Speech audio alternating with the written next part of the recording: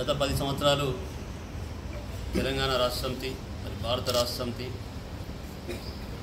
గౌరవ ముఖ్యమంత్రి మాజీ ముఖ్యమంత్రి కేసీఆర్ గారి ఆధ్వర్యంలో తెలంగాణ రాష్ట్రం అంతా కూడా ఎంతో అభివృద్ధి చెందింది.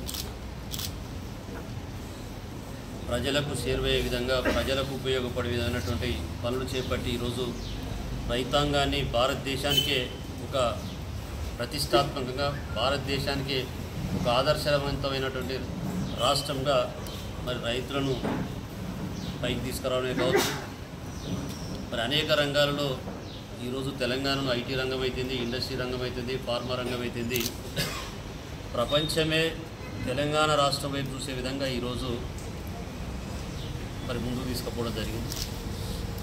సరే, కొన్ని అనివార్య కారణాల వల్ల ప్రభుత్వం కాంగ్రెస్ పార్టీ ప్రభుత్వం రావడం జరిగింది.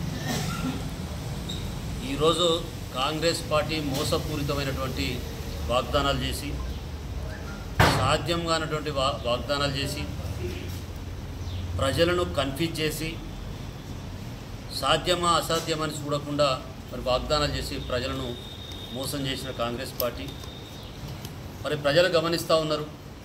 ఈరోజు కింది స్థాయి ప్రజలు కూడా గమనిస్తూ ఉన్నారు.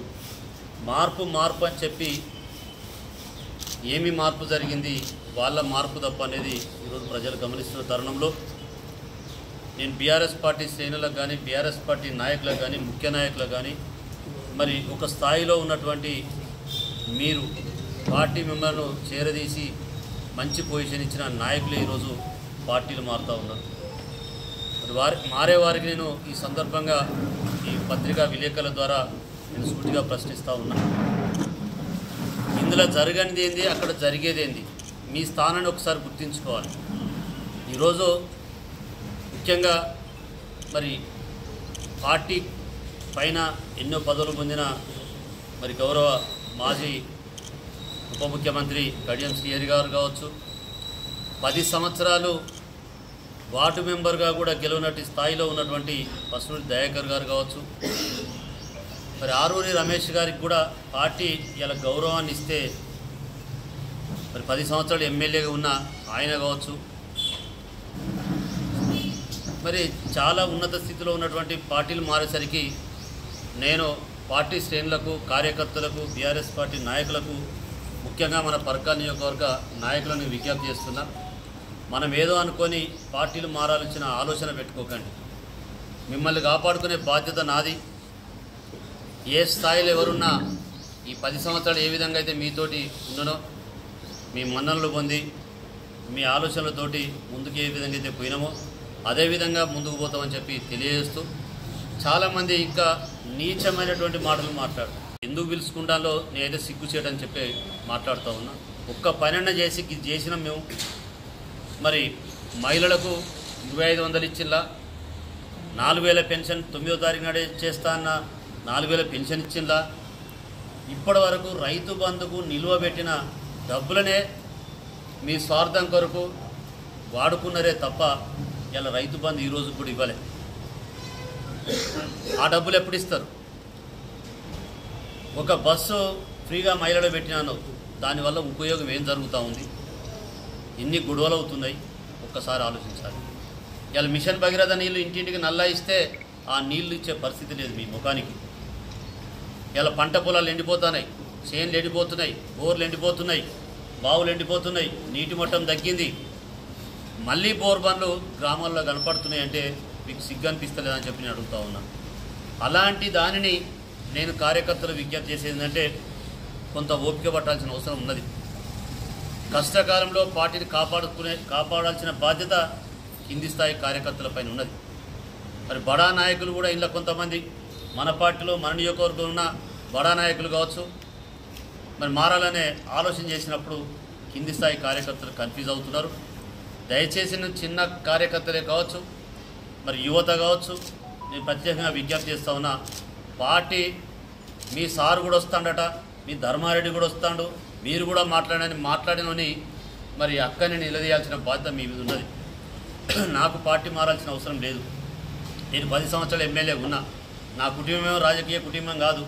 నేను ఒక కింది స్థాయి నుంచి మీ అందరి ఆశీస్సులు మన్ననలు పొంది ఎమ్మెల్యేగా అయినాం. నాకు అంతకన్నా వేరే ఆశ లేదు. నేను ఖచ్చితంగా పార్టీ మళ్ళీ అధికారంలోకి వస్తాం. మనం 5 సంవత్సరాల్లో మనం ఏం తొందరపడాల్సిన అవసరం లేదు. తొందరపడతాను కాంగ్రెస్ వాళ్ళు మన మీద కేసులు పెట్టించో, భయభ్రాంతులకు గురి చేసో, ఏదైనా రకరకాల అలిగేషన్స్ తోటి రకరకాల ఇబ్బందులు పెట్టాలని చెప్పి చూస్తూ ఉన్నారు. మీకు నేనున్న ధైర్యంగా ఉండండి. ఏ కేసులు పాలు చేసినా, ఏది చేసినా, ఏ రాత్రి ఫోన్ చేసినా మీకు అందుబాటులో ఉంటా అని చెప్పి సందర్భంగా తెలియజేస్తూ, మరి ఎవరన్నా మీ ధర్మారెడ్డి పార్టీ మారుతారంటే చెప్పందుకొని తీసుకొని కొట్టాల్సిన బాధ్యత మీ మీద ఉన్నది. నాకు మార్చాల్సిన అవసరం లేదు. మిమ్మల్ని కాపాడుకునే బాధ్యత నా మీద ఉంది. ఏ కష్టకాలం వచ్చినా ఇంతకుముందు ఏ విధంగా ఉన్నానో అదే విధంగా ఉంటాం. ఇలా పదవి లేనంత మాత్రాన ధర్మారెడ్డి ఏదో చేస్తాడు. ఓడంటాడు ఇక ధర్మారెడ్డి పరకాలకు రాడట. ఎందుకు రాడు? పరకాలను 10 సంవత్సరాలు నా పిల్లల లెక్క, నా ఊరు లెక్క, నా గ్రామం లెక్క, నా ప్రాంతం లెక్క అభివృద్ధి చేసినాం. ఇవాళ నేను అడుగుతున్నా ఇప్పుడు వచ్చిన ఎమ్మెల్యే గారిని, నేను శాంక్షన్ చేసిన పెండింగ్ పనులను పూర్తి చేస్తే చాలు. మీరు కొత్త శాంక్షన్ చేయాల్సిన అవసరం లేదు. నేను తెచ్చిన 250 కోట్ల వర్కులు మరి జూన్, జూలై, ఆగస్టు మాసంలో శాంక్షన్ చేసిన వర్కులను మీరు పూర్తి చేస్తే చాలు. మీరు అభివృద్ధి చేసినట్టే. నువ్వు అభివృద్ధి చేయలేదంటాడు. 100 పడకల ఆసుపత్రి ఆపినావు. నువ్వు ఇలా డిగ్రీ కాలేజ్ శాంక్షన్ చేస్తే టెండర్ పెట్టావు. టెండర్ అయిన వర్కులను నడవనీయవు. రోడ్లన్నీ ఆపేసుకున్నాడు. ఎక్కడెక్కడ పరకాల నార్లాపూర్ అయితేనేమి, నార్లాపూర్ టు చౌట్పత్తి అయితేనేమి, వెంకటేశ్వర్లపల్లి అయితేంది, నార్లాపూర్ టు కమలాపూర్లో ఉన్నటువంటి విలేజ్ మరంకి అయితేంది, ఇటు పరకాల వెంకటాపూర్ రోడ్ అయితేనేమి, చౌట్పత్తి రాయపర్తి అయితేంది, రాయపర్తి నడుకుడు అయితేంది, మరి చెర్లపల్లి టు వరికోల్ రోడ్ అయితేంది, వరికోల్ టు ఐబోత్పల్లి రోడ్ అయితేంది. శాంక్షన్ చేసి టెండర్లు ఉన్నాయి. ఎందుకు ఆపినవని అడుగుతా ఉన్నా.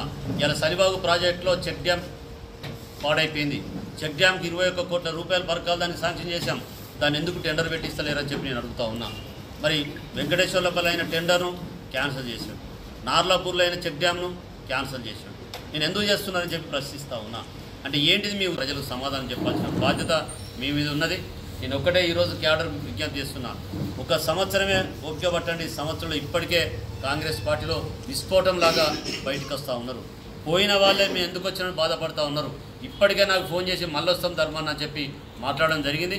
ఇప్పుడే ఈ మీటింగ్లోనే మన డివిజన్ నుంచి 5వ డివిజన్ నుంచి పోయిన వాళ్ళు కూడా వాపసు వస్తూ ఉన్నారు. మళ్ళీ పార్టీలో కండవ కప్పుకుంటా అని చెప్పి అడుగుతూ ఉన్నారు.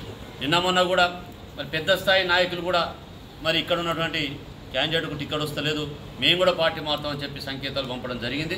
ఒక మార్పు అనేది ఇప్పుడే కనపడతా ఉంది. వాళ్ళు ఏదో చేస్తారని చెప్పి పోయిళ్ళు ఏం చేయలేకపోతున్న కాంగ్రెస్ పార్టీని మళ్ళీ అక్కడ ఉండలేక పోయిన కార్యకర్తలు కూడా మేము స్వాగతం పలుకుతున్నాం. మళ్ళీ రావాల్సిందిగా విజ్ఞప్తి చేస్తూ ఉన్నాం.